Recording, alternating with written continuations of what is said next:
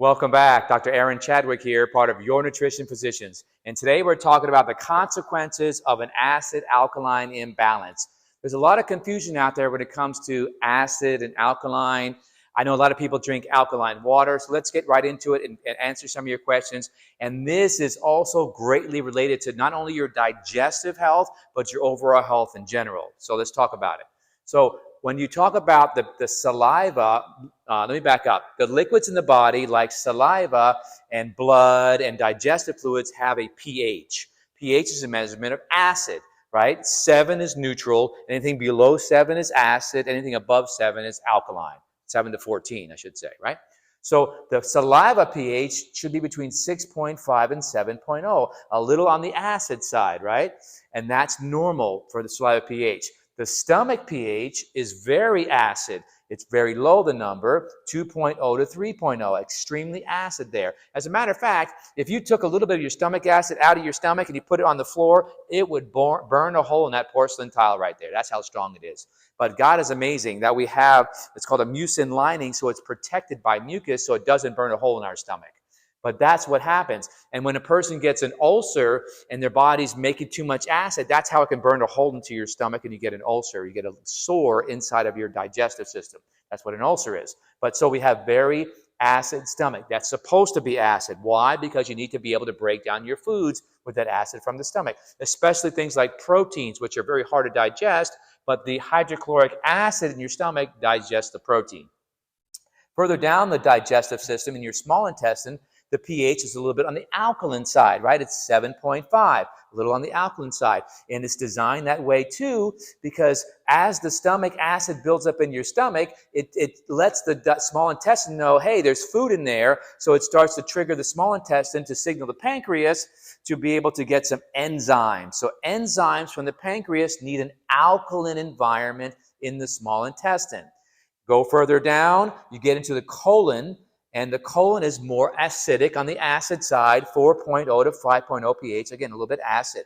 And our blood is about 7.35 to 7.45 pH. That's alkaline. And I mentioned this in one of my other videos, that the blood pH is the one that we have to be very strict with. If that goes even like 0.1 down, you're dead. So the body will be very strict and watching over the blood pH. The other ones can fluctuate, and it does, especially when we're not eating good foods. These can fluctuate. So how do we keep it healthy? Let's talk about that a little bit too. A lot of people drink alkaline water, right? Alkaline water has a pH typically of about 9 to 9.5. That's very alkaline. So, and regular healthy water is 7.0, which is neutral pH. So that 2.0 difference, 2.0, 2.5, is 1,000% too much alkalinity in your body. So it's not good for your digestive system to drink alkaline water continuously. Now, every once in a while, if you go out and you have, some spicy food and you get a little bit of acid reflux, some alkaline water is not a bad idea. I always tell my patients too, a quarter of a teaspoon of baking soda and a glass of water, if you have heartburn, is phenomenal, but not continuously because it'll throw the pH off long term. We don't want to do that, okay? All right, so going back to this situation with the digestive system, this is key to overall health. We need a balance of the pH in our digestive system, our stomach, small intestines, colon, our liver, gallbladder, small intestines. They all need a balance of pH. If we don't, we're not going to digest and absorb our food properly. And one of the major consequences of that is our minerals. If we do not have enough stomach acid, we will not be able to absorb our minerals. That is key. Many people actually suffer from acid reflux, right? Or heartburn. Most of the time, this is going to shock you, most of the time, 90% of the time, acid reflux is actually not enough acid in your stomach causing the reflux. You might be saying to yourself, how the heck is that, Dr. Chadwick? Because it's all about chemistry. The incomplete digestion of food will leave acid as a residue. So the lack of hydrochloric acid in your stomach because you're stressed out, and stress will cause your hydrochloric acid to go down in your stomach. And so will aging. As we get past about 40, 50 years old, the pH also changes and the acid changes, right? So the acid level goes down in our stomach and becomes more alkaline. So we have a harder time absorbing our minerals. And that's why you see older people suffer from osteoporosis. Why? Because it's a mineral problem. The calcium is not being utilized by the bones because it starts in the digestive system. Let me say this.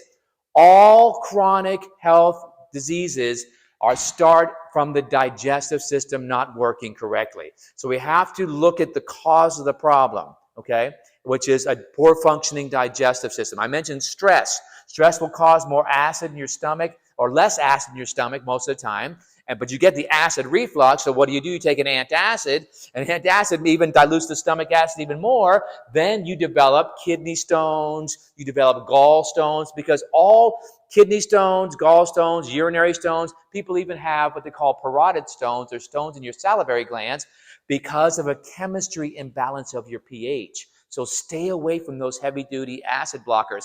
And we know in research that those heavy-duty acid blockers, I'm talking about prescription antacids, can deplete your bones over time. So be very careful with those. So we have this issue here, though. Let's say you are having a little bit of acid reflux and digestive issues. What do? Well, if it's temporary and you're stressed out a little bit and you had some wrong foods, add a little bit of baking soda, like I said, to your glass of water and drink that. It's very helpful to regulating that.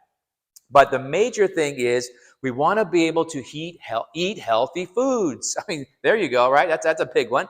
Why? Because it's the healthy foods that are much easier to digest. The healthy foods have nutrients, especially different B vitamins, which help your body make its own acid, help your body make the enzymes involved in digestion. So that's why we want to eat a lot of good, healthy foods, a lot of fibrous foods too.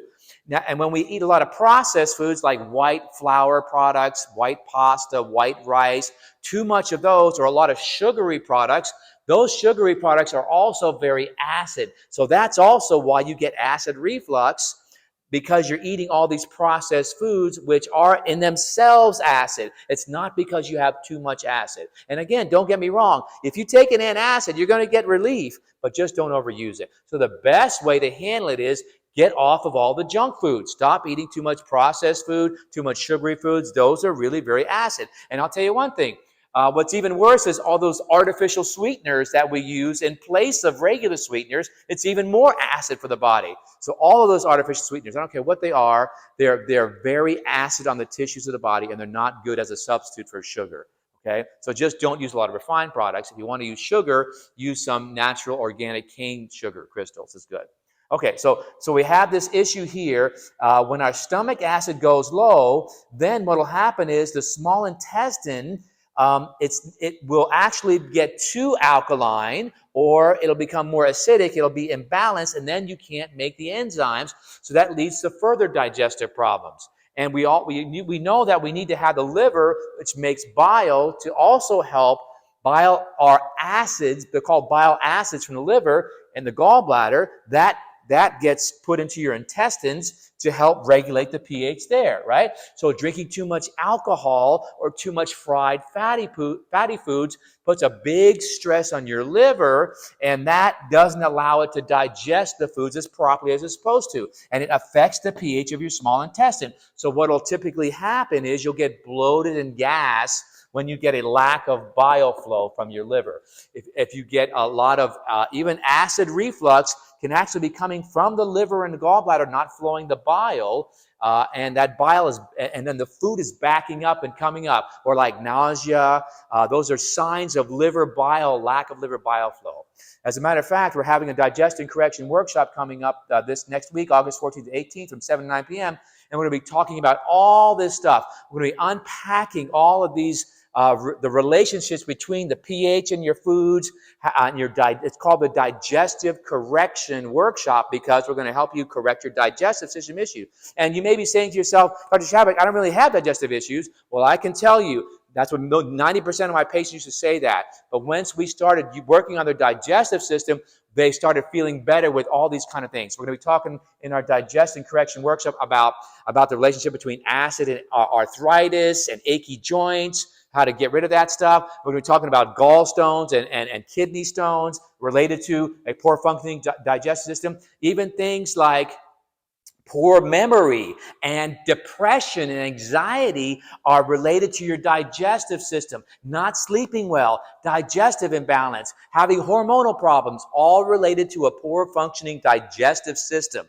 So we're going to talk about, unpack this more during this workshop. So I'm inviting you guys to come there. So the last advice I'll give you today is when it comes to oils, never use liquid oils for cooking or any type of in your foods at all. So things like vegetable oil. It sounds like it's healthy, right? Because it says vegetable oil, but it's really garbage. And it's overly processed and refined. So don't use vegetable oil. Don't use soybean oil. Do not use canola oil. That's the worst. Corn oil, vegan spreads. Even if they're vegan spreads that say like organic or they don't have any trans fats, they're not healthy. These type of fats create a lot of inflammation in the body, and that's very toxic. And it's a little bit every day that builds up in your body. But again, we're going to be unpacking this in our digestion correction workshop happening next week, August 14th. So if you're interested in that, just DM me or put your information down in the comments below, and we'll get you hooked up for that. All right, I think that's pretty much it. I want to say thank you, guys. We'll see you back next time. Again, don't forget our workshop coming up. I'll also make sure you follow us on Facebook and on Instagram, and also subscribe to our YouTube channel and hit the notification bell so you can get some notifications about our upcoming workshops. And we're here to help you guys get better. So God bless you guys. Stay healthy. We'll see you next time.